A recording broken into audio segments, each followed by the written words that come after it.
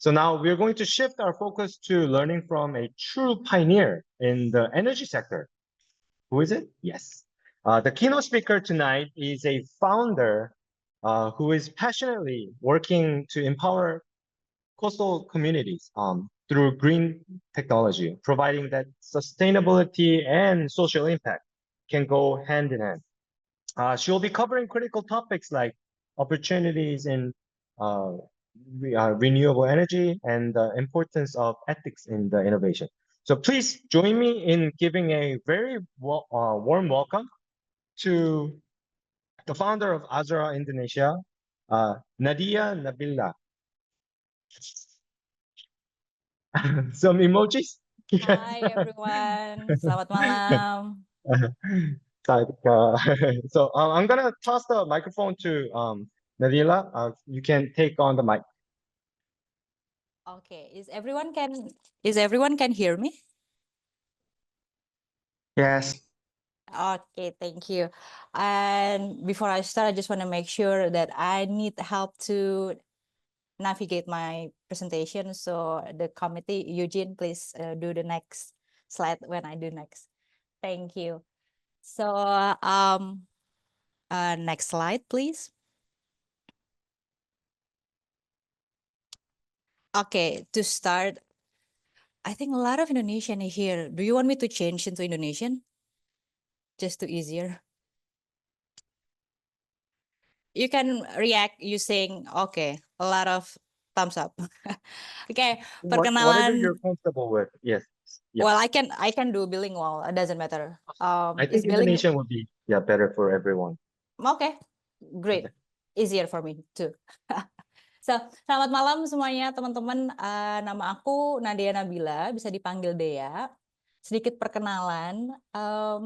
Kalau perkenalan formal tadi udah dijelasin. Ini perkenalan little bit nggak formal, biar nggak terlalu tegang karena sifatnya aku pengen sharing session.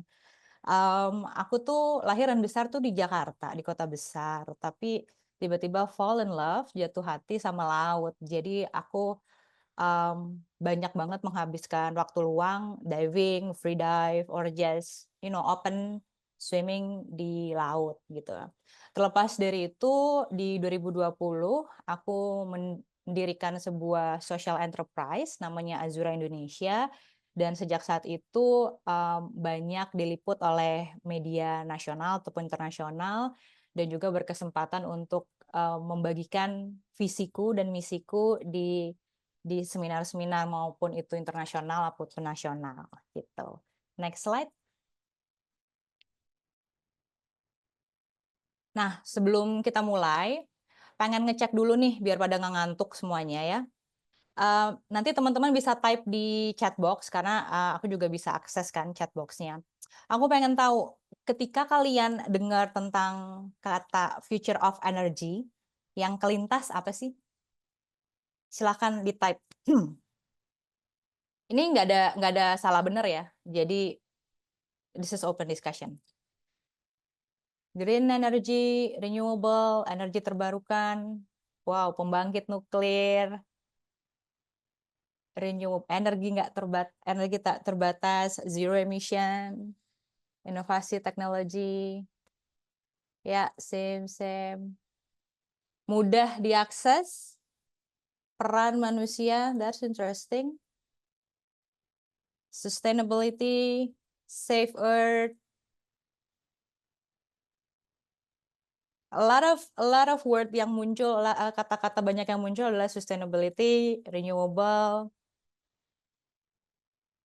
science film, ya. Oke. Terus aku pengen tahu lagi nih, Eugene, can you please next slide? Tadi kata-kata yang banyak muncul itu adalah renewable, energy, sustainable. Sekarang karena temanya kelas ini tentang energi, aku pengen tahu menurut kalian why energy matters? Kenapa energi itu penting?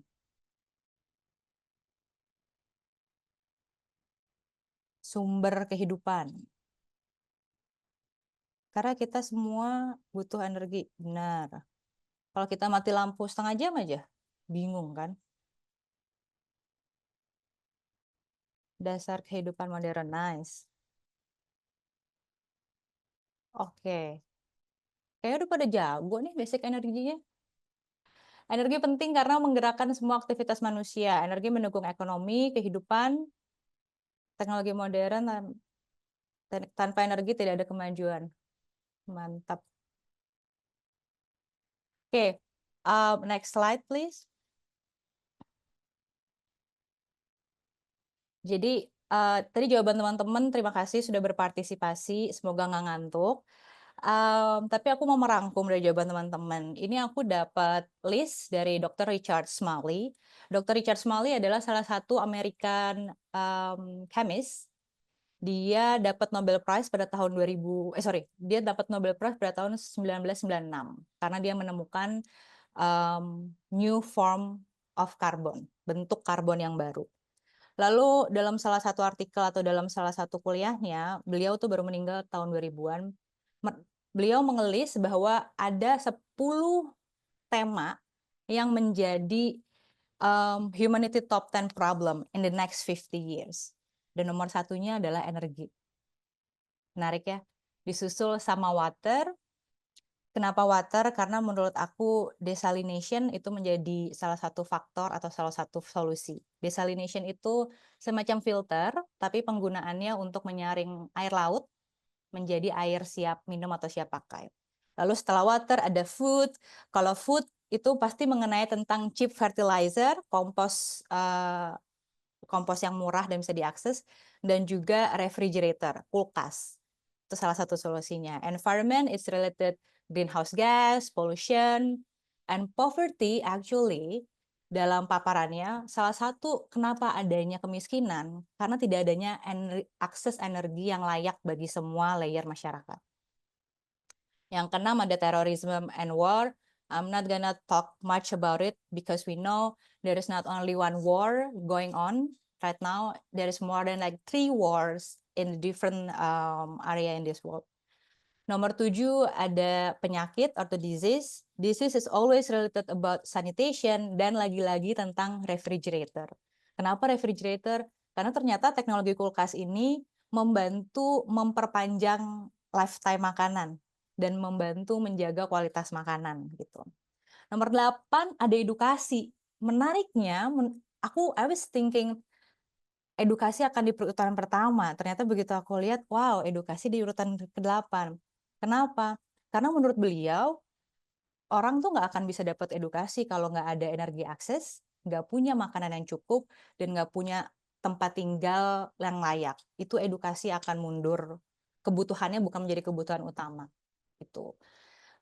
Lalu ada demokrasi, dan yang 10, yang terakhir adalah populasi. Populasi lagi-lagi disebutkan sama beliau itu hubungannya dengan energi akses dan juga dengan kekayaan. Kalau teman-teman lihat di pojok kanan itu ada estimasi pada tahun 2023 itu jumlah populasi manusia satu planet ini ya, bukan satu negara, ada sekitar 6,3 juta. Di tahun 2050 diperkirakan akan lebih dari 10 juta. Kebayang nggak sih gimana menciptakan akses energi yang bisa diakses si 10 juta manusia ini? Bagaimana bisa menciptakan air yang bersih untuk 10 juta manusia ini, makanan, akses edukasi, dan lainnya. Next. Tadi aku juga udah di awal ice breaking nanyain tentang kenapa energi penting. Udah dijawab sama beberapa teman-teman karena it's foundation of modern life. Betul. Karena zaman sekarang apa yang nggak butuh energi, terutama listrik. Mulai dari charging telepon HP kalian, sampai jalanin wifi di kampus, sampai bikin baju yang kalian pakai, dan delivery makanan untuk kalian. Bukan cuma makanan siap saji, tapi telur, raw material kayak telur itu kan di deliver ke kalian juga itu pasti butuh energi. Jadi alasan pertama kenapa ya energi itu penting, Semuanya sekarang itu butuh energi, dan energi menjadi fondasi dalam kehidupan modern. Selain tadi semuanya butuh energi, sebenarnya economic growth itu juga menjadi salah satu sub point dalam pointer pertama. Karena secara sejarah cheap dan accessible energi kayak fossil fuel itu sudah memulai atau mereka menjadi engine-nya, menjadi motornya untuk industrialisasi. Di mana ketika industrialisasi terjadi, proses itu lifting billions of people out of poverty. Dan akhirnya mulai memfunding global development gitu. Terus pointer kedua adalah global challenge. It is related greenhouse gas. Yang bisa aku sharing di sini, pointer tentang global challenge adalah yang pertama ada climate change. Climate change adalah the largest share of global greenhouse emission yang coming from burning fossil fuel untuk mendapatkan energi. Nah, ketika solving the climate crisis, sebenarnya kita solving the energy problem. Lalu global challenge-nya tuh apalagi? Ada energy security dan politics, di mana semua energi yang datang, mau dari kilang minyak, mau dari solar farm, it is basically major driver of global politics, international conflicts, and economic stability. Karena semua negara berjuang untuk mempunyai independent energi tanpa tergantung sama negara lain. Gitu. Terus sebenarnya ada subpoint ketiga yang pengen aku touch base sedikit. Kita masih ngomongin global challenge. Subpoint ketiga adalah energy poverty. Kalian tahu nggak? Masih kurang lebih billion of people lack basic access to electricity. Providing affordable clean energy itu kan ada di SDG 7 ya, kalau kalian cek, dan juga moral imperatifnya. Jadi global challenge tuh nggak cuman ngomongin nurunin greenhouse emission, tapi juga bagaimana sebuah negara menjadi energy independence dan juga menyediakan akses ke semua orang, akses energi ke semua orang. Terus pointer ketiga ada di situ energy transition. The world is rapidly shifting currently from fossil fuel to renewable energy. We are talking not only solar, ada wind, ada hydro. Pergantian ini menjadi one of the biggest economic and technological transformation of the lifetime. Jadi sebenarnya semuanya lagi menghadapi challenge yang sama. Nggak cuma perihal ekonomi, tapi bagaimana secara teknologinya bisa mengcover kebutuhan kita gitu. Terus ngomongin energy transition bukan cuman tantangan di bidang ekonomi dan transisi teknologi, tapi ternyata ada karir yang berkembang sangat pesat yang dulunya nggak ada karena ada this energy transition, sekarang ada.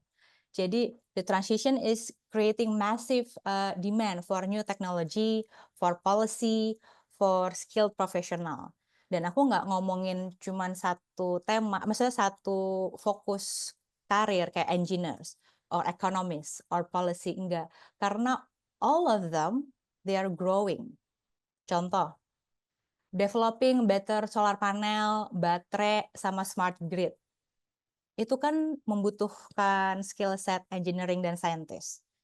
Terus ketika mau investing di market yang baru, managing energy cost, terus buat sustainable business model, itu pasti butuh perpaduan orang bisnis sama orang ekonomis.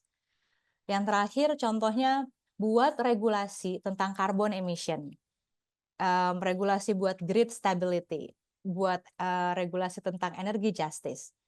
Itu kombinasi policy dan also law background. Next, Eugene. Nah, ini menarik. Di sini aku mau share tentang energy landscape di Indonesia. Aku dapat referensi ini dari NGO Indonesia namanya IESR, ada di pojok kiri. Silahkan teman-teman kepoin websitenya, sangat insightful. Jadi berdasarkan riset IESR, landscape di Indonesia sekarang kita tahu siapa penyedia energi paling utama, logonya ada di sebelah kanan yang kuning itu ya. PLN menyediakan energi, ternyata sumbernya 63% masih batu bara. Disusul 18,6% itu dapat dari hydro, biomass, and geothermal. Lalu masih ada other fossil fuel, dan untuk renewable energy-nya masih di 0,4% coming from solar dan angin. Nah, ketika ada supply, harus ada demand dong, ya kan? Demand terbesarnya ternyata 43% masih datang dari kebutuhan rumah tangga. Lalu disusul sama 30% industri, 20% komersial, dan 7%-nya penggunaan di pemerintahan, transport publik, dan juga lampu-lampu di jalan. Seperti itu. Next. Di slide sebelumnya aku ngomongin energy landscape di Indonesia. Komposisinya masih seperti itu. Kalau kita ngomongin where are we today as global, as human that living on this earth, menurutku nomor satu kondisinya adalah kita nggak bisa pungkirin bahwa fossil fuel masih energi utama. Karena 80% kebutuhan energi di dunia ini masih di-cover oleh fossil fuel. Lalu yang kedua, kondisinya renewable energy sources, it is growing fast. Renewable sharing growing fast, yang paling cepat adalah solar sama angin. Tapi presentasinya masih jauh untuk bisa mengcover 80% kebutuhan yang sudah tercover sama fossil fuel. Jadi masih lumayan jauh nih jaraknya. Lalu yang ketiga, kondisi global sekarang adalah kebutuhan energi itu tetap naik dan terus-terusan naik. Apa penyebabnya? Pertama populasi, yang kedua urbanisasi, di mana perpaduan keduanya, contoh as simple as the more data we use, the more data center that we need, the more energy it's required to make sure the data center not shut down. Gitu. Next. Opportunities. Section ini sebenarnya aku cuma mau ngomong ada kebutuhan pekerjaan apa aja sih di luar sana. Even though I know all of you submit a beautiful, brilliant idea, this is just FYI. Because not everyone love to do entrepreneurship.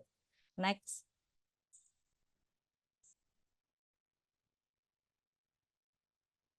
Yang pertama aku akan kategorikan menjadi 2 kategori aja. Ini cuma contoh ya teman-teman.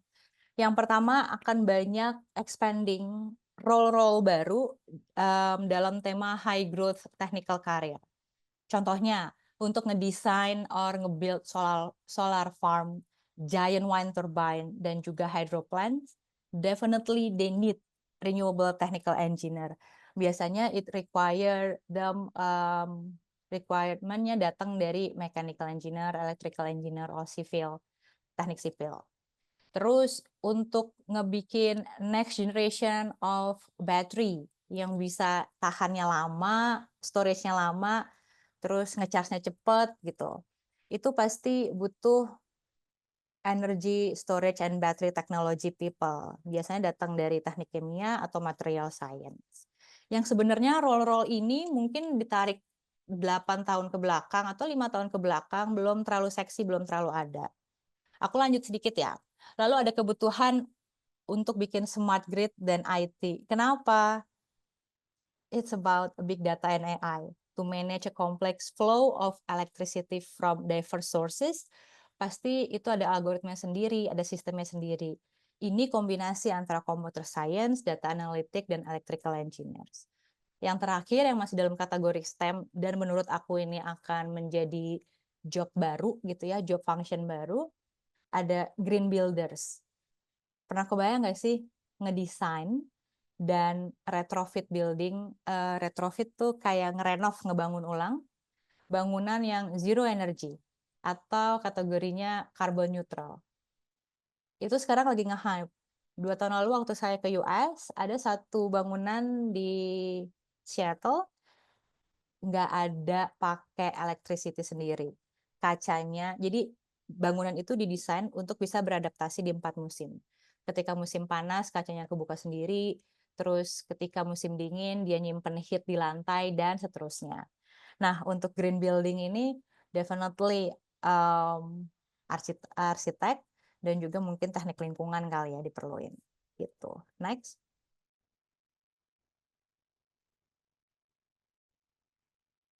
Nah, yang anaknya nggak teknikal banget, jangan khawatir. Ini malah lebih, menurut aku, lebih terbuka luas untuk non-technical career. Kenapa? Untuk membuat regulasi, international agreement, legal framework, yang sesuai sama situasi sekarang, situasi this energy transition. Orang-orang yang belajar di political science, law of public policy, pasti dibutuhkan untuk poin nomor 1, energy policy dan law. Lalu disusul finance dan investment. Kenapa gitu ya? Karena untuk nge-secure funding, untuk mengamankan pendanaan billion of dollar yang nanti mau dipakai untuk bikin solar farm, untuk buat wind project, itu mereka kan butuh kompleks financial model kan. Nggak mungkin yang kayak sekarang aja. Makanya teman-teman yang majornya di finance, economic, don't worry, definitely you have the spot somewhere. Lalu ada lagi untuk consulting dan sustainability. Karena gini, trennya sekarang kita energi transisi. Semua orang mau sama-sama bukan menghemat ya, meredam karbon emisinya atau karbon footprint-nya. Tapi kalau kita ngomongin dari point of view swasta, tidak semua perusahaan bisa tahu sih gimana sih caranya gitu loh. Niatnya ada, tapi untuk mencapai ke sana itu gimana ya caranya? Makanya di sini sangat dibutuhin jasa consulting dan juga sustainability point of view untuk mengguidance si perusahaan-perusahaan ini agar bisa mencapai goal yang diakuin oleh global, tapi tidak mengganggu bisnis model yang sudah berjalan di perusahaannya itu. Nah, yang terakhir, ini favorit aku nih, social dan community engagement. Kenapa? Transisi energi itu nggak lepas untuk ngasih pengertian ke komunitas-komunitas, terutama komunitas marginal, untuk bekerja dengan lokal community dan memastikan bahwa energi project ini adil dan bisa menyelesaikan local needs-nya mereka, sehingga energi justice terpenuhi, keadilan energi terpenuhi untuk semua layer, itu nggak mudah. Terlihatnya konseptual mudah di lapangan, enggak. Jadi untuk pointer terakhir ini, social dan community engagement, teman-teman di sociology, di komunikasi, dan urban planning, you have the big box to fill. Gitu. Next.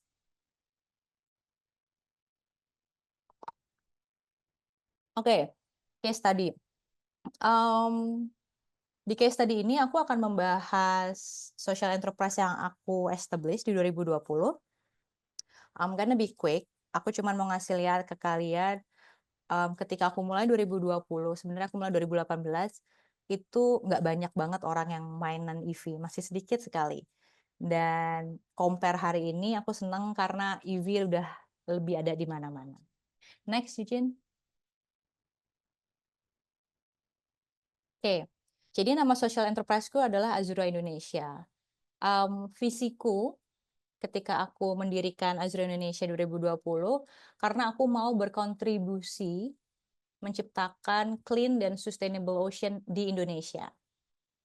personal reasonnya because I just love the ocean that much. So love is a verb. Cinta itu kan kata kerja. Ketika kamu mencintai sesuatu, harus ada action untuk membuktikan kamu benar mencintai itu. And this is my action melalui Azure Indonesia. Misi kita adalah kita mau menyediakan green technology yang bisa diakses semua orang. Kita mulai dari coastal communities. Next.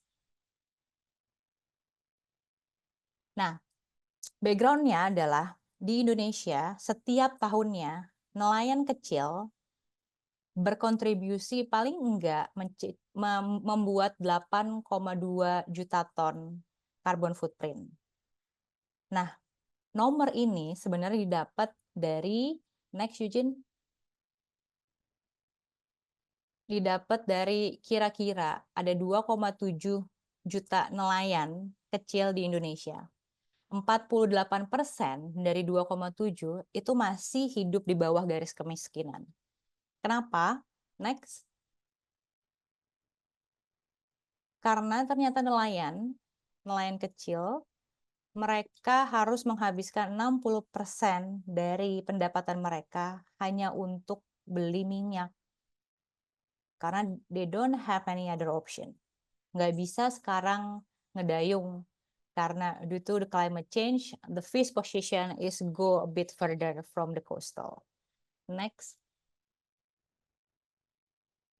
Nah, di 2018 aku mulai trial and error. Sedikit backgroundku juga electrical engineer. I got my master from one of the university in South Korea, Kumoh National Institute in Gumi. Nah, aku bikin mesin listrik atau sebenarnya kalau di bahasa lapangannya mesin ketingting listrik yang sudah kita desain cocok untuk kapal-kapal nelayan kecil. Next. Teman-teman bisa lihat mesinnya di sebelah kanan. Habis ini ada gambar yang lebih jelas. Tapi di sini aku mau menjelaskan 2 direct impact yang user atau pengguna bisa dapat ketika mereka shifting dari mesin minyak ke mesin listrik. Pertama adalah carbon footprint reduction by 78%. Bisa 100%, tergantung si penggunanya mencharge baterainya pakai sumber apa. Kalau bisa dipastikan pakai sumbernya renewable energy, dia bakal bikin closed loop 100%. Tapi baterai di mesin ini juga bisa dibawa pulang ke rumah, lalu di-charge di rumah, gitu. Yang kedua, dampaknya adalah cost efficiency per trip. Perlu di-highlight kenapa aku bilangnya per trip, karena nelayan itu beneran suka-suka. Aku selama 5 tahun riset marketnya, riset komunitasnya, dan nggak bisa dibikin average. Satu nelayan pasti pergi seminggu 6 kali, enggak. Jadi untuk biar fair, biar adil, aku menginformasikannya cost per tripnya pengguna itu bisa turun minimal 70%. Kenapa? Karena harga energinya buat nge-charge-nya jauh lebih murah dibandingkan harga per liter si minyak yang dibutuhkan. Next.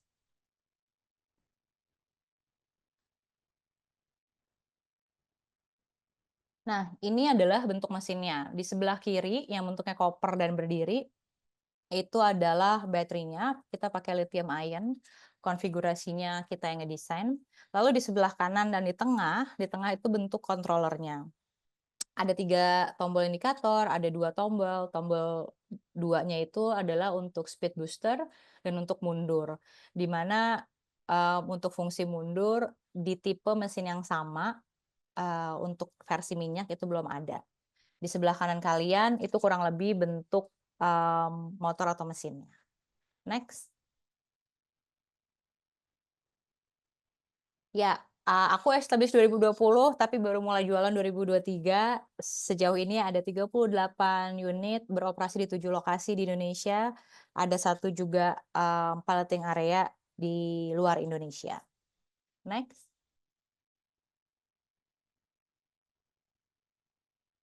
Oke. Ini yang mau aku mau sharing ke kalian bahwa dulu pas aku mulai 2018, aku nggak tahu nih aku harus meng-hire science engineer. Tapi ternyata seiring berjalannya waktu untuk conduct market research itu nggak segampang itu. Untuk bikin program market research itu juga nggak segampang itu. Sehingga kalau teman-teman lihat di sebelah kiri, tim Azura sebenarnya masih kecil karena kami belum menerima investment sama sekali. Kita masih bootstrapping, kita masih jualan biasa, dan komposisi timnya ada program tim, ada product tim. Untuk program tim, biasanya mereka melakukan riset dengan sampling di beberapa desa. Kita bikin program 1 tahun, lalu kita kumpulkan datanya. Kalau product tim udah lebih jelas ya, mereka ngebantuin saya mengembangkan produknya biar bisa lebih efisien lagi, harganya lebih murah, tapi performance-nya bagus. Next. Oke, ini section terakhirku, jadi biar kita bisa lebih banyak ngobrol, berdialog, berdiskusi, tanya jawab. Di section key consideration ini sebenarnya ada beberapa hal aja sih yang pengen aku ingetin, gitu. Next, Eugene. Interdisciplinary focus. Aku tahu teman-teman sekarang bersemangat dengan idenya, bagus banget kalau punya semangat dari dalam, apalagi punya personal motivation. Tapi kalau aku boleh saran, jangan menjadi spesialis terlalu cepat. Karena the biggest problem like grid stability or climate policy, it's require teamwork. Take course outside your major, terus belajar juga a little bit about economy course, dan little bit about something, karena biar teman-teman tahu interkoneksinya, gitu loh. Kalau terlalu fokus sama sesuatu, jadi nggak bisa lihat interkoneksinya, sehingga kayaknya kurang adil ya untuk bisa memutuskan suatu solusi. Terus poinku yang kedua, balik lagi, learn the language, understand basic science terms, kilowatt hour, carbon footprint, dan juga bukan cuma teknikalnya, bisnis atau policy terms, semacam carbon tax, subsidi itu apa. Sometimes kita dengar subsidi, tapi begitu disuruh jelasin subsidi itu apa, it's really hard to articulate gitu ya. Dengan belajar language-nya, maksud aku terms-terms yang akan dipakai, kalian tuh akan punya better understanding tentang intersection dan koneksinya apa. Jadi bisa punya point of view yang lebih besar atas sebuah masalah. Next. Practical experience. Mumpung masih kuliah, manfaatkan title-nya sebagai mahasiswa. Level siswa paling tinggi ada di kalian, mahasiswa. Jadi start looking for internship early. Kenapa? Karena dengan kerja praktek lapangan itu, PKL, kalian bisa paham apa yang terjadi di lapangan, bisa dapat valuable insight yang nggak ada di ruang kelas gitu. Dan itu cuma bisa didapetin di internship menurut aku. Even kalau beberapa dari kalian bisa ngambil internship yang nggak dibayar, ambil menurutku. Karena itu pasti ruang belajarnya banyak banget. Lalu yang kedua, kampus involvement. Kadang tuh di kampus kan suka banyak hal-hal dosen kayak, saya pengen ngukur energi ruangan ini deh, atau energi di lantai ini deh. Volunteer menurutku. Aku nggak tahu landscape universitas di Indonesia sekarang, tapi beberapa universitas di Australia atau sesimpel di Singapura, sekarang mereka sudah ada University Sustainability Club. Jadi mereka membahas baik itu tren atau baik itu project di dalam kampus gitu ya. Kalau misalnya di kampus kalian ada, ikutan karena inisiatif-inisiatif kayak gitu akan ngasih kalian hands-on experience. Balik lagi yang nggak ada di ruang kelas. Next, Eugene. Oke, ini agak sedikit berat, sedikit aja. Ethical dimension. Jadi, slide ini sebenarnya mau meng-highlight difficulties moral dan sosial, pilihan sosial yang akan kita hadapin bareng-bareng untuk menggunakan reliable energy sources sekarang versus need for environment, gitu ya. Sesimpel bilang sustainability in the future. Nah, pointer pertama tentang sustainability versus necessity itu baseline-nya atau underlying-nya adalah trade-off. Kalian bayangin kalau ada yang bilang gini, fossil fuel, mau itu coal, mau itu oil, mau itu gas, sekarang kan menjadi sumber energi yang paling murah dan paling bisa diandalkan hampir di seluruh dunia. Mereka bisa di store, maksudnya bisa di storage easily dan bisa provide power 24 jam selama 7 minggu. Which is sangat penting untuk sektor-sektor industri, hospitality, dan basic infrastructure. Untuk negara dengan modal yang terbatas, a large stable coal atau gas plant itu menjadi pilihan yang paling cepat dan paling mudah untuk menyediakan energi di negaranya. Sekarang pertanyaan pemantik aku, nggak usah dijawab. Kalau mau dijawab di chat juga boleh. Is it morally right to demand a developing country forgo a cheap, reliable fossil fuel source, which would leave its citizen out of poverty, just to satisfy a global emission goal? Aku akan type di chat, jadi teman-teman bisa kontemplasi.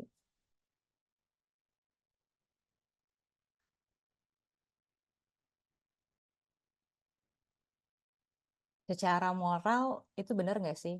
Untuk mengharapkan negara-negara berkembang, udah pakai aja fossil fuel untuk mempower negaranya. Karena kan tadi statementnya adalah negara dengan modal yang terbatas, yang paling bisa dilakukan oleh negaranya mensupport menyediakan energi ya pakai coal atau gas plant. Sekarang pertanyaannya untuk kalian kontemplasi adalah, it is morally right nggak ya untuk demand a developed country pakai cheap, reliable fossil fuel, yang mana itu akan menyejahterakan citizennya, gitu.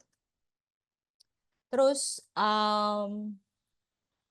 itu aku akan biarin ngambang, cuman buat biar kontemplasi, biar kalian bisa observe sekitar, lebih open mind, lebih penasaran gitu. Nah, aku mau masuk pointer yang kedua, perihal global equity. Ini menyangkut tentang energy justice. Terms energy justice adalah terms yang sangat lebar.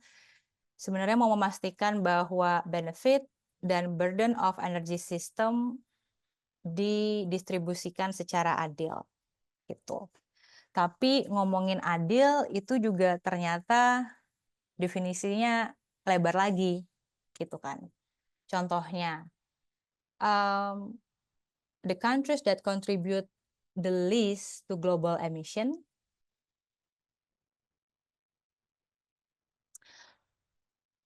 Oke, nanti aku bacain ya yang di chat. The countries that contribute the least to global emission are often the ones most vulnerable to its effect. Jadi mereka lebih riskan terhadap bencana sih sebenarnya, banjir atau drought. Energy justice kan sebenarnya demand wealthy nation to lead the solution. Nah, ini aku ada pertanyaan pemantik lagi nih.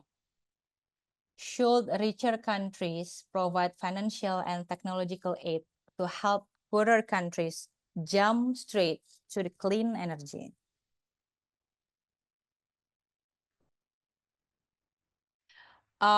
Balik lagi, ini nggak harus dijawab, mau dijawab boleh. mau jadiin bahan diskusi sama teman setim, boleh habis ini. Ini pemantik question aja, biar habis sesi ini ada yang dibawa pulang pertanyaan. Karena balik lagi, isu energi ini isu yang masih bergerak, semua orang masih mencoba positioningnya. Belum ada yang fix seperti yang lainnya. Next slide. Oh, udah selesai. So, presentasi dari aku, sharing sessionnya itu aja. Kalau kalian on LinkedIn, feel free to connect with me. Or you can check our website or send me message on LinkedIn. Kalau misalnya ada mau brainstorm, mau butuh nanya, gue mau nanya hal ini ke siapa ya? Mungkin di networkku ada, mungkin. Nggak bisa janji apa-apa, but I'm willing to help. Terima kasih semuanya.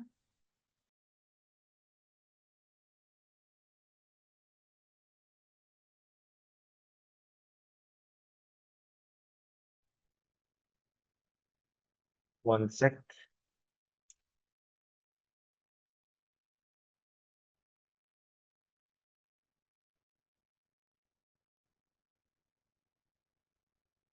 Thank you, Nadia, for that inspiring, powerful presentation. We will now move on to the QA session. To help us organize the question, please submit them by the link that you see here. I am just going to show the questions that people left. I think I'm sharing everything here. You can also see the question. One of the question our student asked was, should richer countries provide financial and technological aid to help poor countries jump strategic to clean energy? Sorry, that's my question to them. I left them with the question to contemplate, Okay, so okay. maybe they can discuss to brainstorm everything. Yes. Then, please, everyone, let's go ahead and go into the QR code and ask questions on here, and then we can go over it.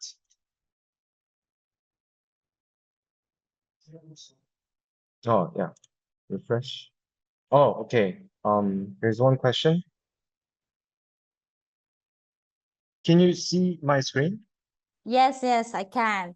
This is very interesting and smart question. Can I translate it for you so you understand too? Yes, please. So I assume this is a woman.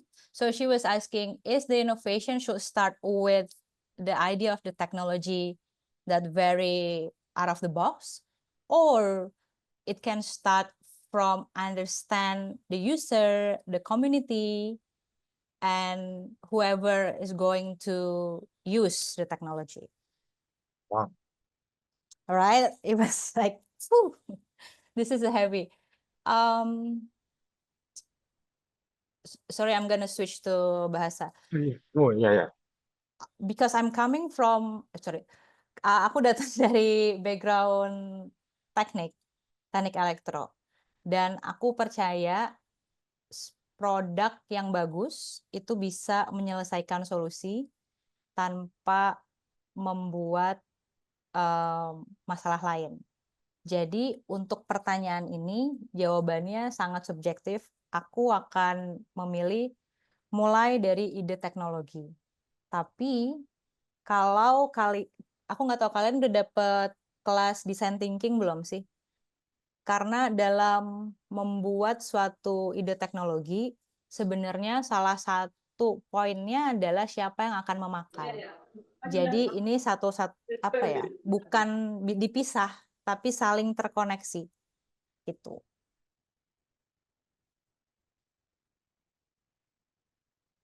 Next question. I'm sorry. This could be another question. Oh, never mind. Indonesia plans to spend around Oh wow, yeah. People are typing in. Let's try the next question here. Oh, okay. Wow.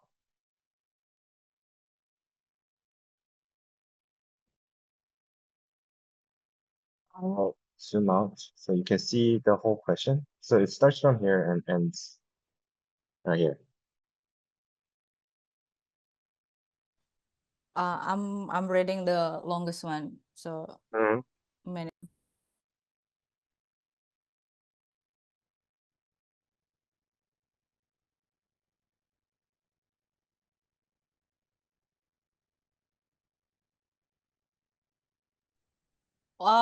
Your question is very complex. Who is asking the longest one?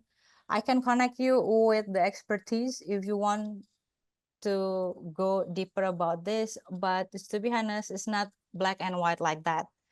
You know, yeah, maybe coach can give a little bit explanation later, but yeah, you email me, connect me on LinkedIn. I'm gonna give you some reading material so you can brainstorm by yourself, and also connect you with another expertise so you can have discussion.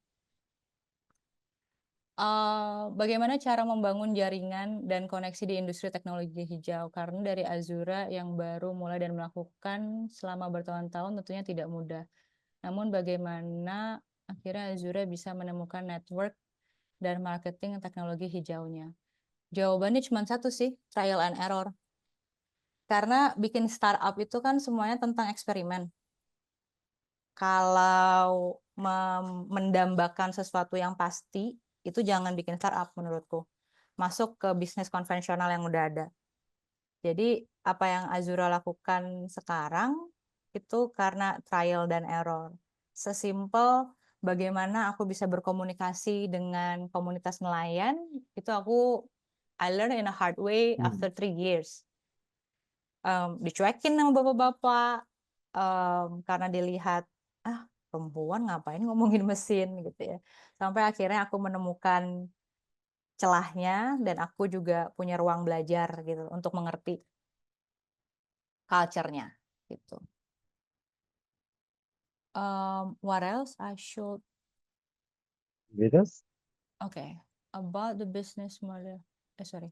Thank you for inspiring. Makasih. However, introducing new technology often faces a cost barrier at community level. Could you share Azura business model bridging this gap? Azura itu menjual mesinnya B2B, baik ke koperasi ataupun ke perusahaan yang memang memakai mesin kapal kecil dan bermitra dengan nelayan pada kesehariannya. Gitu. Jadi kalau kita menyerangnya B2C langsung ke nelayannya akan susah. Karena kenapa? Bukan masalah angkanya aja, harga belinya. Tapi kebanyakan nelayan atau komunitas pesisir sama seperti komunitas marginal lainnya, mereka tidak terdaftar dalam perbankan. Jadi mereka unbank. Unbank itu merunut pada masalah histori transaksi. Mereka tidak punya histori transaksi. Jadi kalaupun mau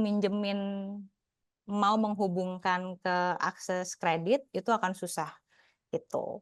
Jadi it's too complicated, the spider web-nya terlalu banyak. Jadi we choose B2B dan caranya itu kita cari koperasi, kita menjualnya kepada kelompok nelayan.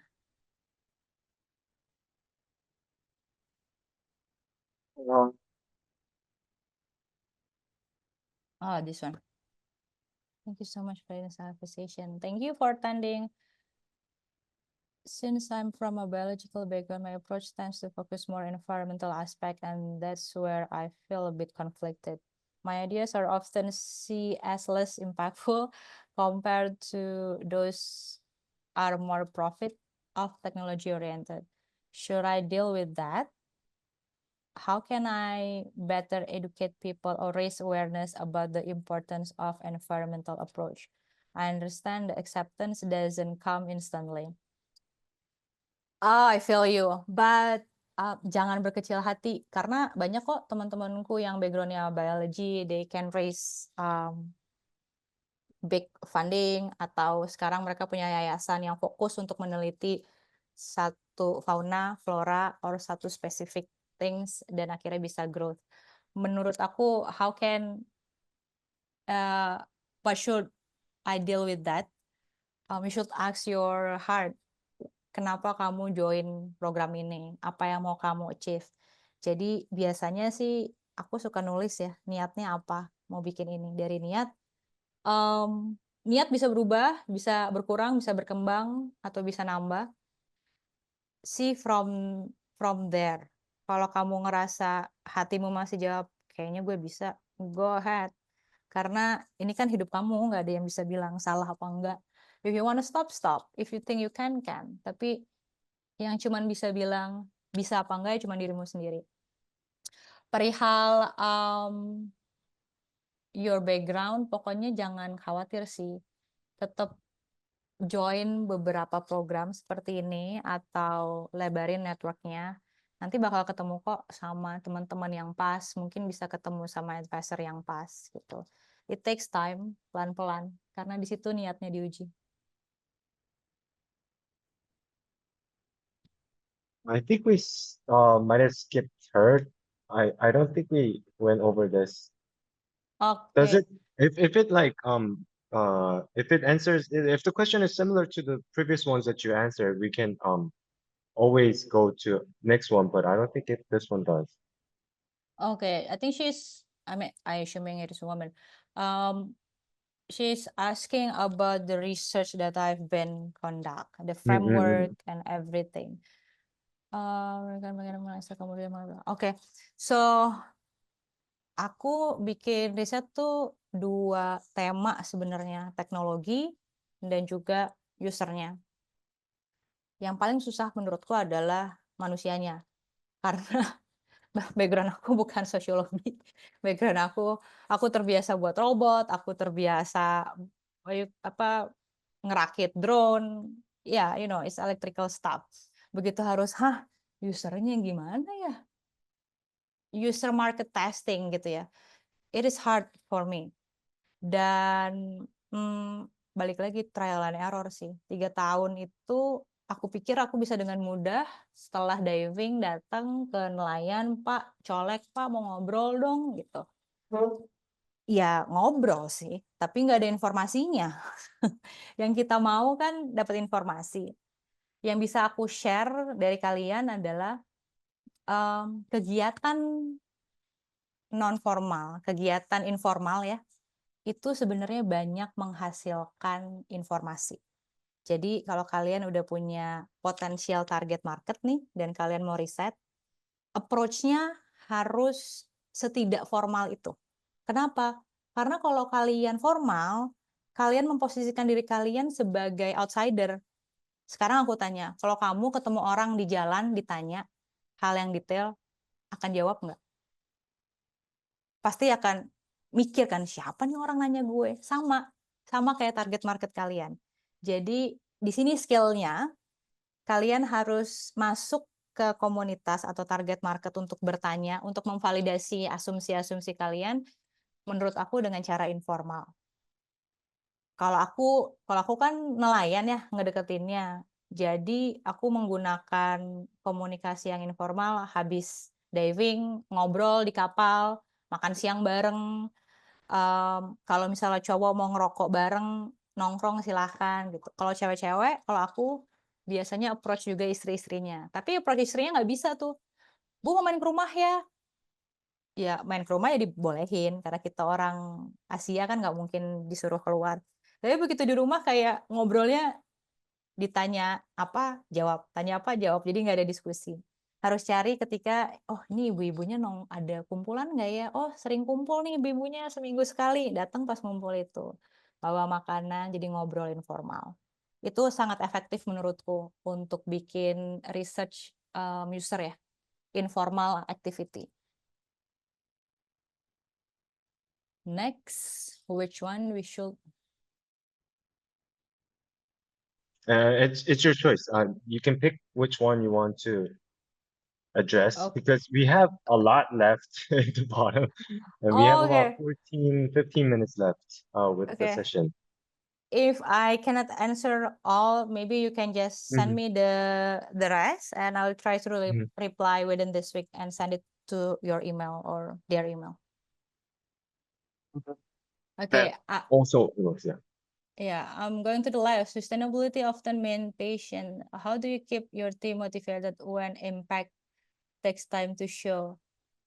We collect data gradually, regularly, so they know what they did is not for nothing. There is a progress and everyone can see it. And if you're talking about impact harus didesain sehingga bisa diukur. Jadi harus tangible, harus bisa diukur. Nggak bisa cuman mau ngomong gini, aku bikin mesin ini karena mau menaikkan kesejahteraan nelayan. It's too generic, it's too global. Kesejahteraan nelayan, emang sekarang nelayannya nggak sejahtera. Nelayan mana yang mau jadi sejahtera? Jadi harus beneran spesifik. Misalnya, aku bikin mantauan karena ingin menaikkan income mereka sebesar 10 juta per tahun. Nah, dampak itu yang tadi aku statement 10 juta itu kan sebenarnya bisa diukur.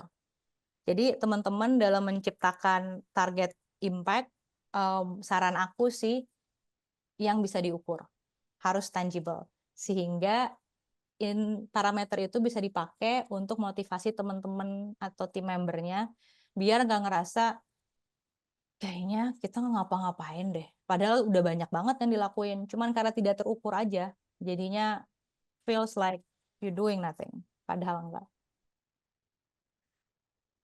Gitu. Maybe 3 more question? Oh, yeah.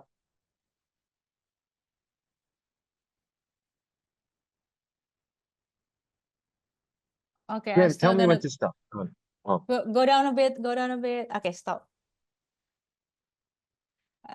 Azura adalah enterprise yang sangat berdampak. Bisa kan Anda jelaskan 1 atau 2 cara Azura mendapatkan pemasukan yang paling stabil sambil tetap menjaga misi utama bantu nelayan. Oke, talking about funding, jadi Azura sendiri kita pakai namanya sistem blended funding. Untuk komersialnya kita jualan, tadi ada mesin, ada jualan. Tapi untuk beberapa market research di beberapa desa, kita nulis proposal, kita submit untuk grants. Untuk grants itu sebenarnya banyak bukaannya, as long as you connect with the right network, itu akan bisa dapat akses grants. Dan dalam penulisan grants itu nggak ada harus kenal ini bisa dapat, itu enggak. Karena grants itu umum, biasanya ada call for paper-nya, ada pengumumannya, ada pembukaan grants di sini, temanya apa-apa, and you just write your proposal, uangnya mau dipakai buat apa, dan bisa dipertanggungjawabkan. Nah, aku belajar tadi tentang saranku perihal dampak yang terukur, salah satunya dari penulisan proposal hibah. Karena biasanya dalam proposal hibah tuh harus dikasih tahu, misalnya ada pemberian hibah dana 100 juta. 100 juta tuh mau dipakai buat apa? Aku mau bikin target market research. Outputnya apa? Gitu. Jadi harus jelas diukur. Gitu. this is really tough, but I'm also curious about this too, because you're making impact, and I've never done an impact related business in my life. So, yeah, I'm also curious. Yeah. You share a lot about your journey through the talk, but I'm curious, when the pursuit of value and business goal come into conflict, what personal principle or mindset guides your decision? I reject term sheet from one of the impact investors because it is not the same value as mine. The value that I built in Azura. So within, energy sector in startup, especially in Indonesia, where they have woman founder, is very few. You can check, it's very few, and I'm one of them. So one of my connections saying that you are really famous about you are picky founder, and I'm not being defensive about it, because for me, I created Azura Indonesia because I want to leave legacy to the next generation. My intention, I want to do an action to keep the ocean healthy, because the intention will be the underlying for everything. So what is your intention? Niatnya apa? Niatnya mau jadi kaya atau mau bikin dampak? Karena apapun yang kalian pilih itu sah-sah aja. Mau jadi kaya juga nggak apa-apa. Tapi ketika mau bikin dampak, bukan berarti hidupnya harus sengsara, enggak. Tapi melainkan harus memfilter beberapa tipe funding atau beberapa tipe investor yang mungkin ketika kalian ngobrol, kalian bisa ngerasa, oh oke enggak, if I get this money, the direction will be shift. Do you want your direction of your organization shift? If yes, take it. If not, choose another option. So for me, personal principle and mindset guides my decision. It is my intention. I don't want to be rich. I want to create that. I want to create impact. I want to leave legacy that can benefit for my next generation and hopefully for wider generation. So that's what keep me walking until now. Your mission guides you, and also, wow. I think we can cover just one more question. Sure. The last one. This one's long. Wait. It's in Indonesian, so let me know when to scroll down. Oke. Apa salah satu metrik bukti paling penting yang ingin dilihat oleh investor berdampak pada usaha selain sekedar ide bagus? Aku jawab. I'm gonna answer one by one because I think it's the multiple question. Oh. It was asking about the metrics, the unique selling value to the potential investor for the pre-seed startup like them. Is it only the good idea or the initial revenue? So untuk aku sih pertama harus bikin kredibilitas kamu sebagai founder atau yang punya ide, dan itu nggak mudah bikin kredibilitas, karena kredibilitas bukan sesuatu yang hey I'm good, no. Kredibilitas itu orang lain yang harus menceritakan kamu, jadi orang itu percaya bahwa you are credible, you are good gitu loh, bukan diri kita yang bilang kita baik. Karena untuk di ide awal biasanya yang mendukung, yang bisa dilihat banget sama potential investor adalah pertama, foundernya siapa, ngomongin siapa, ini bukan masalah anak sepupu atau omnya siapa, tapi lebih ke background-nya apa, mission-nya apa, personal mission-nya apa, kenapa dia mau bikin ini. Jadi motivasi, visi misi dibuat strong dan target dampaknya itu dibuat strong, menurut aku one of the capital. Itu. Next question, bagaimana Azura mengukur kesiapan scale up dari pilot lokal seperti di Desa Kelan ke wilayah lain seperti Banyuwangi, dan apa metrik kunci yang Anda gunakan untuk memutuskan ekspansi terutama untuk tech environment yang bergantung komunitas, dan bagaimana kunci untuk bagaimana membangun partnership dengan pemerintah daerah. Kita punya metrik sendiri, jadi sesimpel 3 bulan pertama mereka checklist nggak, 3 bulan kedua ini checklist nggak, gitu loh. Jadi kita ada checklistnya. Kalau misalnya itu semua udah checklist, di tahun pertama berarti kita udah selesai. Berarti framework ini bisa dipakai di daerah lain. Ketika kita mau ekspansi ke daerah lain, itu juga nggak langsung ekspansi. Biasanya ada beberapa pre-assessment. Salah satunya apakah ada lokal partner yang sesuai sama kriteria kita, gitu. Bagaimana kunci memasuki dan memelihara komunitas? Bagaimana membangun partnership dengan pemerintah daerah? Bagaimana membangun partnership dengan pemerintah daerah? Kenalan dengan sabar dan sopan. Lalu bagaimana membangun, memelihara komunitas bersama? Membangun relation sama komunitas? You need to start belongs to them. Jadi nggak bisa lagi kayak, "Oh mereka gitu sih." Kamu harus di sana beberapa lama, mengerti kenapa mereka melakukan itu. Jadi harus observasinya bukan cuman lihat pakai mata fisik dan kuping fisik, tapi kalian harus melihat dan mendengar pakai hati. Simpatinya ada, sehingga, oh oke, kalian bisa gain insight kenapa mereka ngelakuin itu. The last one, apa pembelajaran dari Azura hadapi regulasi impor tag green dan tips inovasi untuk produk kakak? Karena kami sedang kembangkan produk miselium, tapi dari Telkom tidak ada latar belakang yang linear, tips dan trik untuk berkolaborasi lintas universitas gimana ya? Lewat program kayak gini, karena dengan lewat program kayak gini kalian nambah temen, kalian bisa nanya ke temennya itu mungkin ada dosen lain atau siapapun, karena sejujurnya nggak bisa ngandelin dari apa ya, universitasnya. Kalau udah tahu universitasnya ada limitasi, harus proaktif cari yang lain. Salah satunya adalah networking gitu. Terus perihal regulasi impor tag green, ikutin aja dulu, lihat. Karena balik lagi di 5 tahun belakangan ini aku ada di posisinya energy transition, everything changing, like everything changing, every 6 months, every 6 months.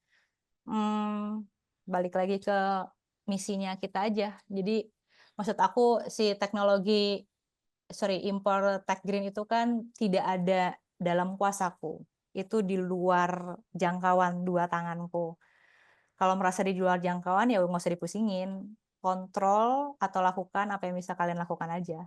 Sambil ntar lihat, oh kayak gini, oh kayak gitu. Kalau menurut kalian bisa diikutin-ikutin, kalau enggak cari opsi lain. Gitu. I think that's it from me, Coach. Welcome back, everyone. 10-minute flies, right?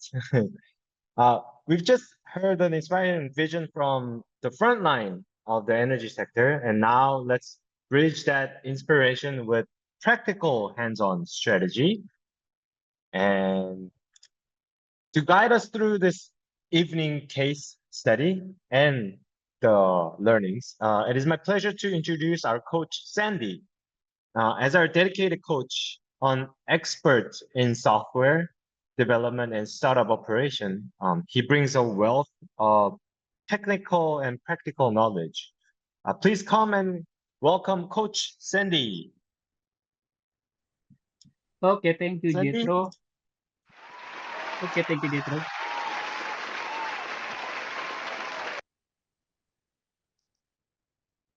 Okay.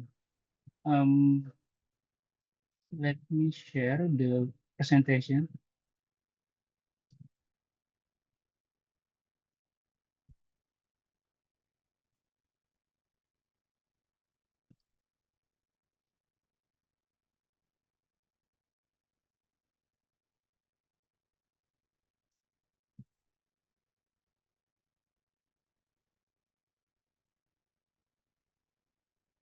Oke, teman-teman sekalian, selamat malam. Perkenalkan, saya Sandi. Kebetulan saya menjadi coach di ITB. Di minggu ketiga ini, saya akan mempresentasikan tentang apa yang kita sudah pelajari dari week kedua, kemudian juga kita menjembatani untuk melakukan untuk week yang ketiga. Oke, yang pertama itu adalah kita back tentang pembahasan tentang dari recap di week kedua. Di mana di week kedua kita lihat itu tugasnya banyak banget kan ya, juga karena memang materinya sangat banyak sekali. Nah, yang pertama itu adalah dari week pertama itu kita telah menentukan problem fit-nya semua segala macam seperti apa, di mana problemnya itu kita untuk mencari solution core value-nya itu kita harus pertama mencari siapa sih targetnya atau usernya, kemudian option apa aja yang ada sebelumnya, dan kita lihat apa sih kelebihan dan apa kekurangannya, kemudian dari itu kita lihat gap-nya, kemudian kita ambil solusinya itu apa yang bisa kita pakai sebagai ide bisnis kita. Nah, dari ide bisnis solution tersebut, kita akan melakukan benchmarking, di mana produk atau service yang teman-teman sudah siapkan itu di benchmarking dari tiap bagian, yaitu pertama tentang metode development-nya, terus kemudian proses produksi, terus bagaimana cara menjualnya, channelnya apa aja, terus kemudian promotion design, juga metode distribusinya. Tidak lupa juga bagaimana bisnis modelnya dan revenue modelnya. Di situ juga kita melihat bagaimana secara intra-industri itu yang sejajar dengan kalian dan juga cross-industri yang itu berkaitan dengan bisnis kalian. Selanjutnya juga ada materi tentang market analysis, di mana market analysis kita harus melihat seberapa besar sih pasar kita, yaitu pertama kita membahas tentang TAM-nya, SOM, dan SOM. Selanjutnya itu dari kita mengetahui seberapa besar market analysis kita, kemudian kita tuangkan menjadi sebuah bisnis model, di mana bisnis modelnya itu adalah proposition clear value-nya itu seperti apa, terus diferensiasinya dengan bisnis yang sudah ada itu seperti apa, terus kita mengutarakan juga bagaimana tentang revenue modelnya dan juga virtuous cycle. Nah, setelah kita mengetahui itu semua, dari bisnis model itu semua, kita setelah itu tentang ada materi pricing, di mana jangan sampai bisnis teman-teman sekalian itu menjadi rugi. Dalam artian, pertama harus dihitung dulu model semua segala macam, di mana pada saat set cost based minimum position itu adalah di mana pada saat di bagian tersebut pricing teman-teman itu tetap ada keuntungan walaupun itu paling minimal. Nah, dari week kedua tersebut jadilah sebuah solution product fit. Nah, dari solution product fit ini kita lanjut ke week 3, di mana di week ketiga itu adalah kita melakukan sebuah pembuatan MVP, di mana MVP itu adalah solusi yang paling kecil yang bisa kita tes, kemudian kita melakukan prototyping atau itu data collection semua segala macam, dan setelah itu build landing page. Oke, yang pertama itu kita bahas nanti materinya akan dibahas tentang apa itu MVP, yaitu di mana MVP itu adalah the build, measure, learn, buat, ukur, dan pelajari. Kalau misalkan teman-teman itu pernah tahu buku dari nggak kelihatan ya, buku dari The Lean Startup punyanya Eric Ries, itu ada di bab ke-6 di halaman 107, di mana MVP itu adalah sebagai membantu para entrepreneur memulai proses pembelajaran secepat mungkin. Kemudian juga MVP tidak serta-merta merupakan produk terkecil yang terbayangkan, tetapi semata-mata merupakan cara tercepat untuk menempuh keseluruhan siklus buat, ukur, dan pelajari dengan kadar usaha yang paling sedikit. Itu ada di bukunya Lean Startup punyanya Eric Ries di bab 6 halaman 106. Nah, selanjutnya setelah MVP-nya sudah dibuat, itu merupakan sebuah asumsi, di mana asumsi dengan hipotesis inisial itu kita melakukan data reading atau prototyping. Maaf itu typo, itu harusnya prototyping bukan prototyping. Prototyping itu di MVP. Nah, dari hipotesis inisial tersebut, kita melakukan pengolekan data untuk menghasilkan data yang tervalidasi, hipotesisnya tervalidasi. Nah, di materi selanjutnya itu adalah membuatnya itu membuat landing page, di mana nanti di landing page itu bakal dibahas tentang apa itu main copy, terus CTA, semua segala macam, ada CTA itu call to action dan segala macamnya. Jadi kurang lebih seperti itu ya teman-teman.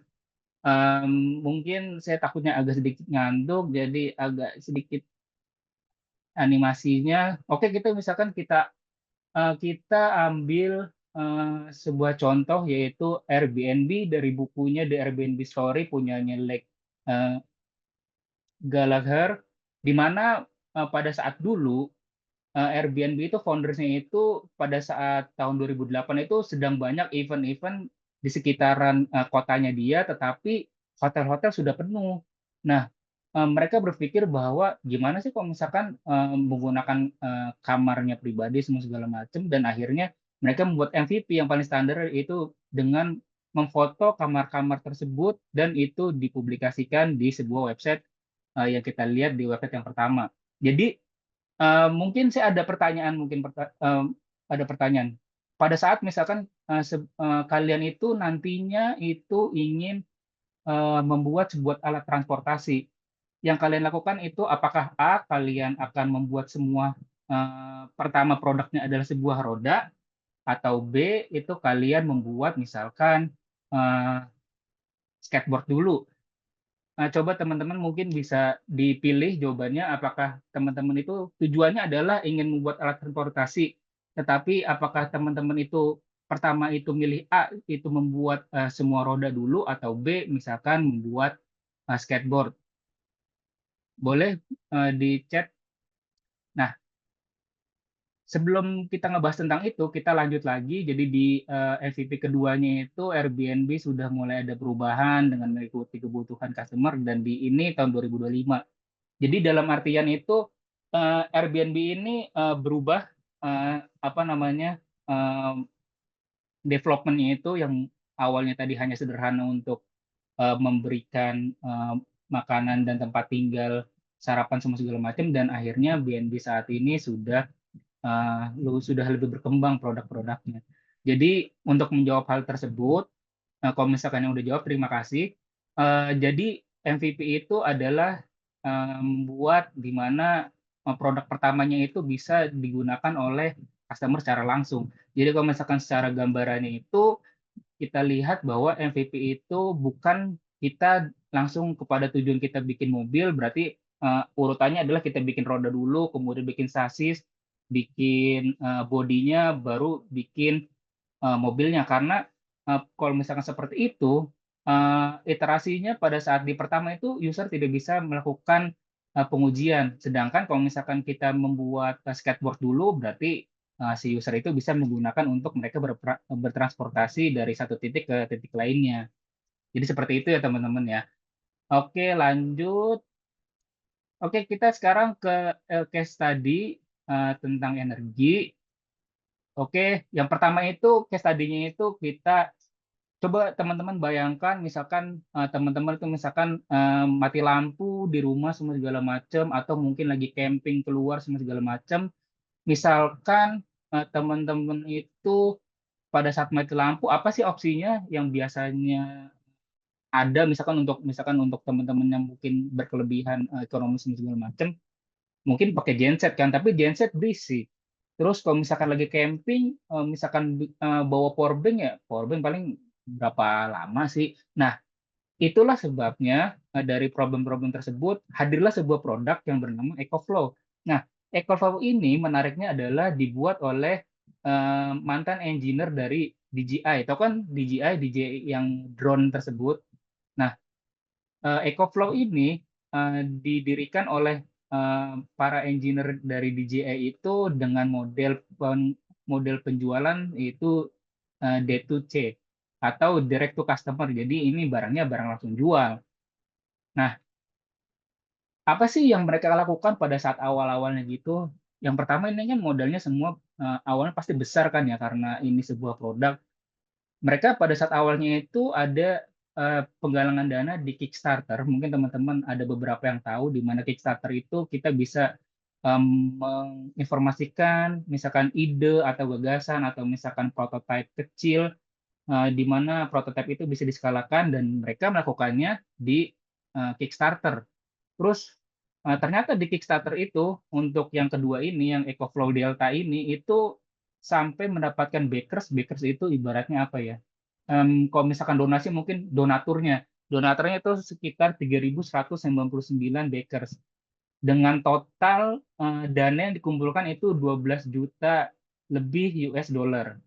Jadi intinya adalah problem mereka itu valid karena yang banyak yang memberikan funding kepada mereka. Dan juga EcoFlow ini juga sudah tersedia di marketplace kita, baik yang oranye ataupun yang hijau, kalau nggak salah itu dua-duanya udah ada. Nah, apa sih buktinya dengan permainan mereka yang awalnya menggunakan Kickstarter semua segala macam, dan ternyata bahwa di tahun 2021 mereka itu sudah mendapatkan funding itu di 100 juta USD, di mana valuasinya itu di 1 miliar USD. Itu datanya ada, bisa dilihat di sini, mungkin nanti di materinya bisa dilihat di LMS di bagian W ketiga. Terus apa sih yang kita bisa ambil dari kasusnya si EcoFlow ini? Nah, kita kan membahas nanti itu di week ketiga ini adalah membuat landing page-nya ya. Kalau misalkan dari contoh dari EcoFlow itu, mereka itu menunjukkan superioritas dari produk-produk mereka. Misalkan eh, apa namanya, powernya itu sunyi, kekuatannya sunyi karena mereka tidak bising semua segala macam. Terus waktu pengisiannya itu di bawah berapa jam. Terus misalkan power mereka itu berapa watt atau berapa kilowatt. Terus juga di landing page itu tidak lupa ada CTA atau call to action, yaitu tentang misalkan pre-order atau join waitlist dan segala macamnya. Jadi seperti itu. Untuk prototyping-nya atau datanya itu mereka itu bisa ngambil dari berapa sih PO-nya, terus berapa konversi rate-nya, dan AOV. AOV bukan AOV game itu ya, apa Arena of Valor bukan, tapi AOV itu average order value, bukannya AOV game nih. AOV itu adalah average order value.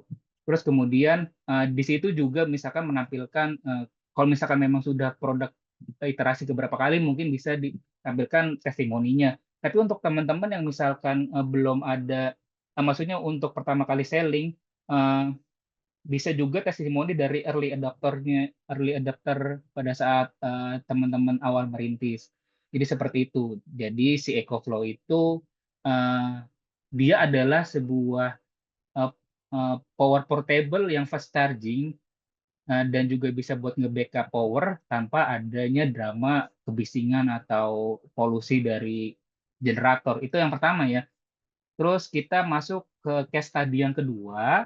Nah, case yang tadi yang kedua itu lama banget. Case tadi yang kedua itu jadi gini, di Jerman, ini kebetulan ini case-nya di Jerman ya. Di Jerman itu misalkan mau pasang sel surya di atapnya. Tapi pemasangan sel surya itu yang pertama pasti harus keluar modal kan, harus beli panel suryanya, terus inverter, baterai, semua segala macam.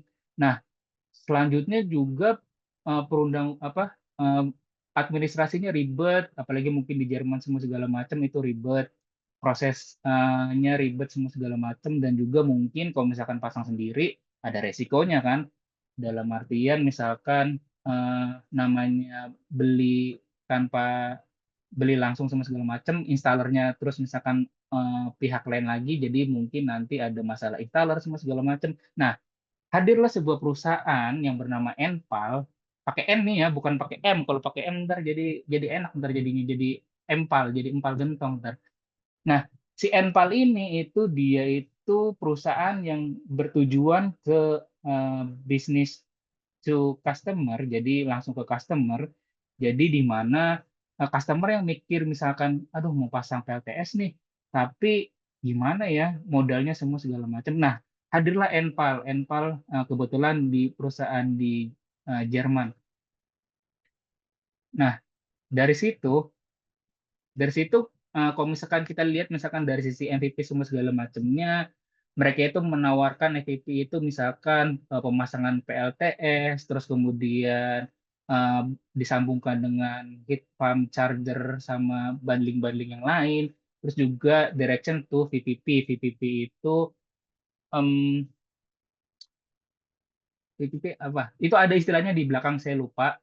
Terus kemudian di landing page itu juga nanti dia itu kita bahas setelah ini masalah tentang landing page-nya itu CAC approach itu CAC itu customer acquisition cost. Nah, gimana sih mereka melakukan akuisisi customer-nya, cost-nya, yaitu dengan cara end-to-end digital operation. Misalkan surveinya itu mereka nggak langsung ke rumahnya, jadi misalkan dari jauh, misalkan gimana caranya dia bisa ngelihat dari apa namanya Google Map, jadi dia bisa ngelihat dari kan Google Map itu kan ada sistemnya yang kelihatan dari satelit. Nah dari situ bisa diukur tuh ininya berapa ukuran apa namanya atap dari customernya, rumah customer semua segala macam. Nah berdasarkan itu jadi digital operasional yang secara apa operasional secara digital itu yang mengefisiensikan dari biaya akuisisi customer-nya. Apa sih buktinya dari si Enpal ini dengan cara permainan yang seperti itu? Ternyata di tahun 2023 itu sudah ada 70.000 residensial, berarti udah ada 70.000 rumah tangga yang pakai jasanya dari Enpal. Terus juga revenue-nya di tahun 2023 itu sudah 905 juta euro dengan kira-kira asetnya itu mungkin di atas 5 billion dolar ya. Ini dolar. Jadi itu ada referensinya semua segala macam. Nah, kita bahas nih karena materi kita tentang ujungnya nanti kita bikin landing page semua segala macam. Apa sih yang ditampilkan oleh si Enpal ini? Jadi di landing page-nya itu mereka tuh kayak ada kalkulator penghematan gitu loh. Jadi misalkan sebelumnya misalkan dia pakai listrik konvensional semua segala macam, terus sekarang itu jadi dia itu ada kalkulator penghematan. Misalkan ditanyakan nih, in where from ya pakai bahasa Jerman ya. Jadi intinya ditanyain residensinya itu apa bentuknya, terus kemudian alamatnya di mana, terus juga selanjutnya biasa pemakaian listriknya berapa, semua dikumpulkan. Dan data dikumpulkan itu juga menjadi suatu hal yang baik buat teman-teman untuk menjadi lead-nya. Lead itu jadi data yang nanti bisa di follow up untuk di kemudian hari. Jadi prototyping-nya juga itu nanti ada validasi eligibility-nya, terus kemudian juga pengukuran dari lead sampai jadi deal semua segala macam. Jadi juga dan di landing page ini kan landing page-nya ini kan cuma satu halaman sebetulnya dia kan kayak step per step gitu. Di step akhirnya itu nanti dia ada call to action-nya itu check my address. Jadi untuk membangkitkan si customer itu untuk menyimpan data semua segala macam. Nah, jadi si Enpal ini itu adalah sebuah perusahaan di mana orang-orang yang di perumahan itu nggak perlu mikir capek itu modal awal untuk masang panel surya semua segala macam. Jadi mereka pertama bisa ngehemat untuk biaya pembelian di awal, terus juga mulai penghematan di biaya listriknya, dan semua perawatan juga itu dikelola oleh Enpal selama masih dalam kontraknya. Jadi kayak gitu ya. Oh, VPP itu virtual power plant nih ada nih, virtual power plant. Maaf saya lupa ya. Terus lanjut kita ke study case yang ketiga. Nah, study case yang ketiga ini kita nih Indopred nih, Indopred. Kita bakal bahas salah satu perusahaan mungkin mirip-mirip kayak Enpal, tapi Enpal itu lebih ke bisnis to customer, ke perumahan-perumahan, tapi si Surya ini itu fokusnya bisnis ke bisnis. Jadi misalkan teman-teman nanti ini punya pabrik gede, tapi kalau misalkan teman-teman pabriknya pabrik gede tuh pakai listrik biasa mulu, biayanya mahal semua segala macam, terus kepikiran misalkan untuk ingin meningkatkan ESG teman-teman semua segala macam, oh gimana ya kalau misalkan atapnya pabrik kita nih gitu kan, pabrik kita itu pakai panel surya dah gitu kan, sebetulnya bisa biasa beli semua segala macam. Nah, tapi di surya ini itu end to end pemasangan, dari pemasangan sampai perawatan semua segala macam, dari survei semua segala macam mereka kelola. Nah, itu dia kalau misalkan surya itu dia itu bisnis to bisnis, jadi di pabrik. Nah, lanjut. Nah, gimana sih cara mainnya si surya ini? Yang pertama itu adalah MVP service-nya itu adalah PPA kontrak. Jadi PPA itu adalah Power Purchase Agreement. Jadi misalkan gini, teman-teman punya pabrik, terus kemudian itu panggil surya, sur sini sur gitu kan, tolong pasang dong ini apa namanya panel surya gitu kan di pabrik saya gitu. Oke, dihitung semua segala macam, terus dihitung dan menurut si Surya itu mereka mendapatkan keuntungan semua segala macam. Teman-teman itu harus kontrak dengan Surya itu misalkan berapa? 20 tahun. Nah, berarti selama 20 tahun itu teman-teman harus membayar kepada si Surya. Nah, bedanya apa sih dengan cara kita beli di awal? Ya bedanya tentu saja kalau misalkan kita masang sendiri dan beli dari awal, berarti teman-teman harus menyediakan capex untuk beli panel surya. Misalkan kayak ini nih, panel suryanya segede gini itu butuh berapa duitnya, inverter semua segala macam itu butuh duit berapa, mungkin miliaran atau mungkin puluhan miliar. Nah, si Surya ini enggak. Jadi si Surya ini itu pertama mereka melakukan survei semua segala macam, terus tes kelayakan semua segala macam, terus juga perizinan. Karena kalau tadi saya nyari perizinannya itu untuk masang PLTS untuk komersial itu pertama ada studi kelayakan. terus ada dokumen lingkungan kayak AMDAL, UKL sama UPL. Terus juga ada izin lokasi itu itulah RT RW, kelurahan semua segala macam. Terus ada IUPTL dari data OSS, mungkin teman-teman yang udah sempat bikin perusahaannya itu jadi legalitas pasti paham OSS. Terus juga kemudian ada verifikasi evaluasi dan penerbitan IU PTL, pokoknya ribet dah. Dan ini juga dibantu oleh nanti sama si Surya untuk prosesnya juga. Jadi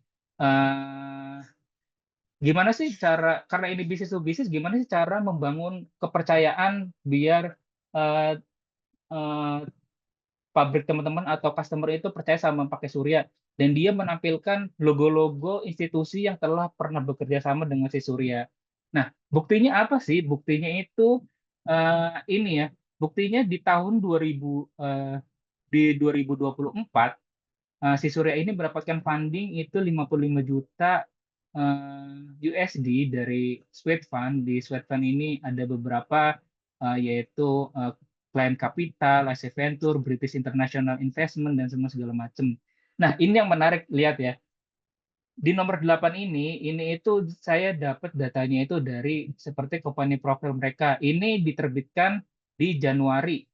Di Januari mereka itu menuliskan bahwa ada 165 yang sudah berjalan dan 38 yang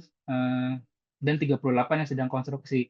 Dan di akhir tahun yang sama mereka itu sudah ada di 200 lokasi. Berarti itu peningkatannya cukup tinggi ya, untuk proyek-proyek B2B itu sekitar 30 juga cukup tinggi, di mana total watt powernya itu sudah di atas 100 megawatt power.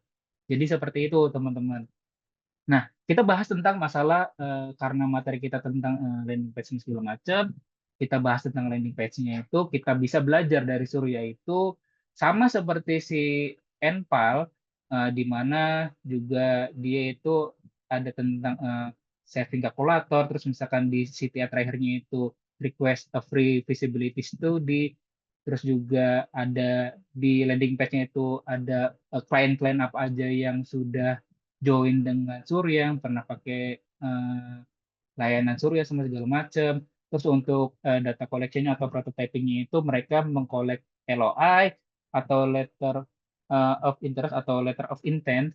Terus kemudian itu pilot set sama segala macam. Dia juga mengukur deal cycle-nya. Deal cycle itu dari berapa hari dari lead itu ini ya calon kliennya itu, terus kemudian dari lead tersebut menjadi LOI. LOI itu letter of intent atau studi komitmen untuk pelayanan untuk kelayakan PPA tadi Power Purchase Agreement, terus juga COD. Nah, COD ini bukan cash of on delivery ya, bukan ya. COD itu commercial operation date. Jadi intinya adalah dari proses intentnya itu, letter of intentnya itu sampai dia sistemnya jadi itu berapa lama, itu yang bisa diukur nanti dari deal cycle-nya. Dan kesimpulannya apa sih? Kesimpulannya itu Surya itu adalah sebuah perusahaan yang melakukan instalasi kepada B2B, di mana perusahaan tersebut tidak perlu memikirkan capex di awal. Jadi mereka itu ibaratnya seperti mengangsur beberapa tahun dengan kontrak dengan si Surya. Jadi pembebanan biaya di awal itu bisa diminimalisir. Jadi seperti itu ya teman-teman ya. Terus selanjutnya apa sih yang bisa kita pelajari dari ketiga case study ini? Yang pertama adalah kalau misalnya EcoFlow itu dia itu hardware yang langsung dijual ke customer. Terus kalau misalkan si Enpal itu dia itu B2C tapi home owner, jadi ke rumah-rumah. Jadi itu sistemnya itu subscription, jadi biaya langganan semua segala macam, misalkan banding dengan heat pump semua segala macam. Terus juga dia menjadi VPP atau virtual power plant. Terus kalau Surya itu apa? Surya itu targetnya itu B2B, ke komersial sama industri. Jadi nggak ada modal di awal semua segala macam, pemasangan itu desain pemasangan juga itu nanti Surya yang bikin semua segala macam. Terus untuk dari prototypingnya si EcoFlow itu dari crowdfunding, terus ada landing page, terus juga ada influencing dari, oh ya saya lupa tadi, di EcoFlow itu ada GTM itu go to marketnya. Mereka go to marketnya itu menggunakan influencer. Jadi ada beberapa review-reviewnya itu di YouTube. Jadi kalau misalkan teman-teman cari tentang EcoFlow tuh di YouTube banyak banget. Nah, kalau misalkan NPAL itu dia prototyping itu misalkan dengan ada form eligibility-nya, terus juga ada kalkulator setting-nya. Kalau misalkan Surya itu ada buat form audit semua segala macam untuk dan juga mengoleksi LOI dan pilot setnya, terus CTA-nya itu kalau misalnya di EcoFlow itu karena dia produk dan butuh modul semua segala macam, pada saat dulu dia itu sistemnya itu pre-order, jadi harus terkumpul dana dulu baru dibuat. Nah, untuk NPAL itu CTA-nya itu dia bisa langsung cek address eligibility dengan tanpa biaya. Terus kalau misalkan Surya itu feasibility study karena memang untuk B2B ini memang agak ribet semua segala macam, jadi perlu ada feasibility study. Untuk KPI MVP-nya itu misalkan untuk di EcoFlow mungkin tadi ada pre-order sama AOP-nya, terus misalkan di NPAL itu dari lead ke deal-nya itu berapa persen, terus misalkan untuk Surya itu. Nah, ini yang menarik. Dari Surya itu kan tadi dia karena B2B itu karena dia dari perusahaan itu yang tadinya pakai apa namanya pembangkit listrik biasa misalkan dari perusahaan listrik negara sama segala macam, pada saat dia beralih ke panel segala macam berarti ada pengurangan dari emisi buangan kan, dan itu juga bisa dilihat tuh sebagai MPP-nya. Jadi gitu teman-teman. Kelewat kok mundur. Nah, ini mungkin gambaran singkat doang ya. Jadi pada saat teman-teman itu misalkan produknya adalah B2C, di mana langsung ke customer, jadi sinyal sampai deal-nya itu akan lebih cepat dan juga gesekannya lebih cepat karena B2C itu jadi sifatnya adalah yang ngebeli langsung itu customer langsung, nggak seribet misalkan seperti Surya. Karena Surya itu sifatnya B2B, di mana B2B itu ada jenjang manajemen semua segala macam, mungkin customer teman-teman itu misalkan B2B itu adalah manajer A, misalkan untuk ini misalkan manajer manajer sustainability-nya misalkan gitu kan, atau manajer teknisnya semua segala macam. Nah, manajer teknis kan harus ke atas dulu, terus juga nanti ntar ada gesekan semua segala macam dari pihak manajemen semua segala macam. Dan makanya itu untuk Surya itu memang sinyalnya, waktunya untuk sampai deal itu agak lebih lama, dan juga friction-nya itu juga bakal lebih tinggi karena melibatkan banyak banyak orang, banyak pihak. Dan untuk NPAL itu juga lama karena sistemnya dia adalah langganan dengan produk yang mahal, jadi itu juga pasti ada gesekan dan juga waktu sampai deal-nya itu lama. Jadi gitu teman-teman ya semua. Untuk materi ini yang tadi singkatan-singkatan itu semua ada di presentasinya, jadi teman-teman bisa ngelihat sendiri, ada bahasa Indonesia dan bahasa Inggrisnya. Jadi begitu teman-teman. Terima kasih. Terima kasih buat waktunya. Terima kasih. Sekian. Thank you, Jetro. I'm finished. Okay, just one second. I'm going to share my screen.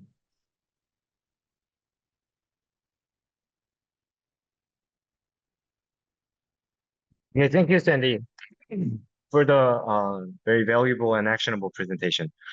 We will now move on to our very final. I'll cover this in 5 minutes. We will now move on to our final segment for this evening. A few important announcements. There's three. First, a quick reminder regarding your weekly worksheet. Your team leader will be responsible for merging all the completed worksheet into a single PDF file for the final submission. And please keep this in mind as you complete your work each week. Since we covered that, I'm just going to skip to the next announcement. So next one, Slack channel. We've noticed a few participants are still having trouble joining our workspace, the Slack channel, where we like leave comments, give pay forward, those kind of things. We have about 250 people in the group. We are still missing about 100 and a little more than that. So the deadline for filling out the form so that you can be in our Slack channel and as we announce other things and you being in the loop. This will only take a few minutes for you to fill out. Eunjin will take care of those who are having trouble with it. So please go ahead and sign up or fill in the sheets if you haven't been in our Activepreneur Slack channel. So announcement 3, last one.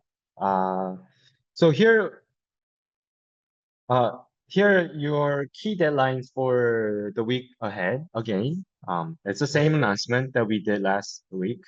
So VOD lectures are to be seen by Wednesday.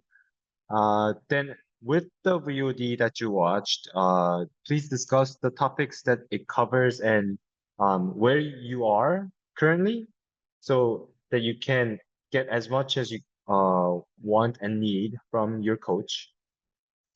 And after that, due on Sunday is the weekly act log. It's essential for your coach session also. So please do submit your act log. That is our third announcement.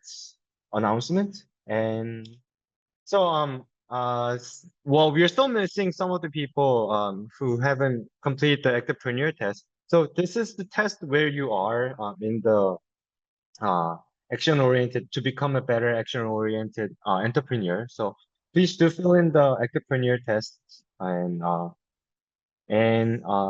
we already shared our weekly satisfaction survey with you guys. However, some of you haven't actually submitted the satisfaction survey. So we want to improve and give you better lectures and better videos for round 2 and the following sessions also. So please do fill in the survey. And now that wraps everything up. I said 5 minutes, but I wrapped it in 4 minutes. So see you next week, guys. See you. That brings us to the end. Thank you very much for your fantastic engagement and energy tonight.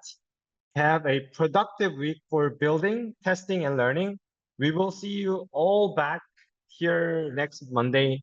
And good night to everyone. Thank you very much, guys.